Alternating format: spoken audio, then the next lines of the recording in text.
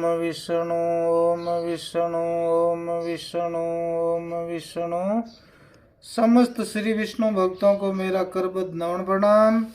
साथियों, आज अपन श्री गुरु जम्बेश्वर भगवान की अमृतवाणी के 60वें शब्द का भावार्थ सुनेंगे। बहुत ही सुंदर शब्द है, बहुत ही ज्ञानवर्धक शब्द है, ध्यान से सुनिए। एक समय समरातल पर एकत्रित जन समूह ने श्री राम व रावण युद्ध तथा श्री लक्ष्मण जी के शक्ति बाण लगने की वार्ता श्री जमदेव जी से जाननी चाहिए।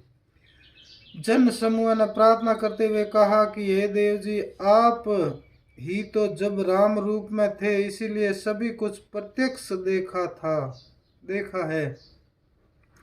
उस महाभयंकर संग्राम में जो सबसे अधिक दुखकारक घटना थी वो तो लक्ष्मण जी के शक्ति बाण लगने की थी।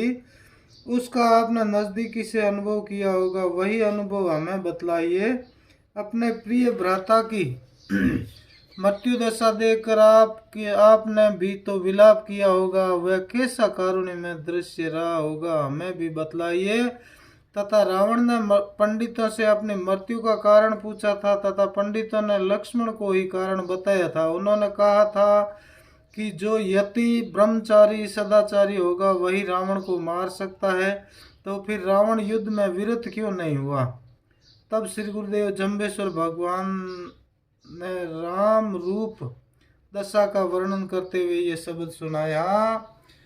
ओम एक दुख लक्ष्मण बंधु हयो, एक दुख बूढ़े घर तरणी अयो, एक दुख बालक की माँ मोयो, एक दुख ओछे सो जम वारू, एक दुख टूटे से वह वारू, तेरे लक्षण अंत न पारू, सहे न शक्ति भारू।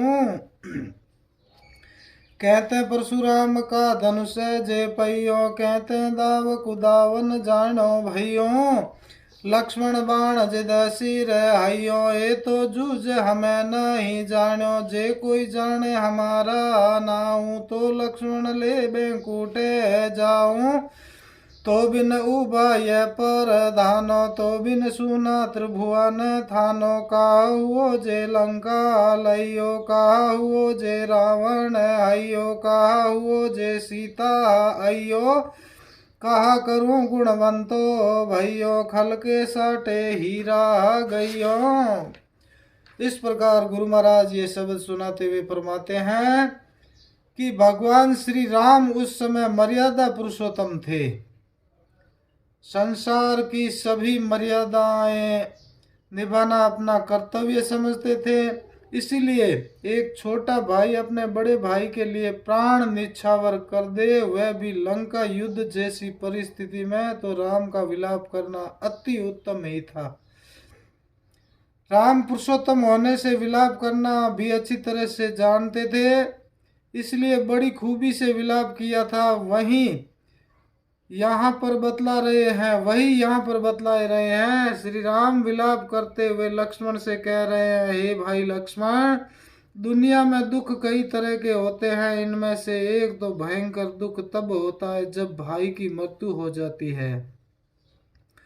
दूसरा दुख तब होता है जब बूढ़े के घर तरुण युवती पत्नी आ जाती है, ऐसी स्थिति में दोनों ही दुखी रहते हैं। तथा तीसरा दुख छोटे दूध पीते बच्चे की माता का मरण हो जाता है, तब वह दुखी होता है, पूरा परिवार दुखी हो जाता है। और चौथा दुख धनवानों बड़े लोगों के बीच में गरीब आदमी का जीवन, ये भी सभी दुखदायी असहनीय है।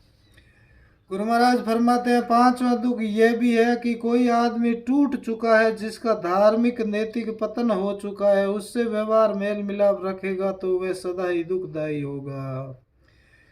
हे लक्ष्मण, इन महाभयंकर दुखों से भी यह तुम्हारा दुख अत्यधिक है, मेरे लिए असहनीय है।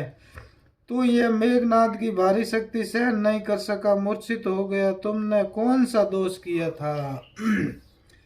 गुरु महाराज आगे फरमाते हैं, लक्ष्मण, तुमने युद्ध मैदान में कौन सी भूल कर दी। क्या तुमने परशुराम जी द्वारा दिया हुआ धनुष नहीं उठाया। क्या वह महान धनुष इस भयंकर युद्ध काल में पड़ा रहा, या तुमने उस मेघनाथ के दावों कुदावों को नहीं समझ सका, क्योंकि राक्षस मायावी होते हैं, अनेक प्रकार के पैंतरे खेलते हैं। मैंने तो यही सोचा था कि लक्ष्मण के बाणों के से रावण बड़ी आसानी से मारा जाएगा। इतना भयंकर युद्ध होगा, राक्षस काबू में नहीं आएंगे और लक्ष्मण को शक्ति बाण लग जाएगा, यह मैंने नहीं जाना था। यदि कोई इस संसार में रहते हुए हमारी तरह ही जानेगा, अर्थात मेरे जैसा जैसा मेरा और लक्ष्मण का परस्पर व्यवहार है, हमने अपने पिता माता भाई पत्नी के साथ जैसा व्यवहार मर्यादा पालन किया है, ऐसा ही यदि कोई भी करेगा तो हे लक्ष्मण, मैं उसको अपने ही समान मानकर साथ में सीधा बैंकुट परम धाम ले जाऊंगा। इस मर्यादा की स्थापना करके जीवों को परम धाम पहुंचाना ही मेरा कर्तव्य है, इसलिए मेरा यहाँ आना हुआ है। हे लक्ष्मण, तुझे मूर्छा अवस्था आ जाने के बाद तो ये सेना नायक किंग कर्तव्य विमूढ़ हो गए हैं, कुछ भी करने में असमर्थ हो रहे हैं और तुम्हारे बिना मेरे लिए भी तीनों भवन ही शून्य हो गए हैं। मेरी समझ में तो कोई ऐसा आज्ञा पालक अनुज ही इस संसार में है और न ऐसा आज्ञा पालक अनुज इस संसार में है और न ही ऐसा सूरवीर ही है। यदि मैं रावण को मार दूं तो भी क्या लाभ, तथा लंका को ले लूं तो भी क्या लाभ। लक्ष्मण भ्राता बिना तो मेरा लड़ना भी व्यर्थ है। गुरु महाराज आगे फरमाते हैं, अगर मैं सीता को लेकर भी अब मैं क्या करूंगा, तथा सीता हस्तगत करने पर भी मेरा भाई तो मुझे नहीं मिल सकेगा, तो उस सीता से भी क्या लाभ। हे मेरे गुणवान भाई, अब मैं अकेला क्या करूं, मुझे कुछ भी दिखाई नहीं दे रहा है। मैंने तो यह लंका में आकर खली प्राप्त करने के लिए अमूल्य हीरा खो दिया है। मेरे लिए लक्ष्मण बिना तो रावण को मारकर लंका तथा सीता पर अधिकार तो खली के समान ही है।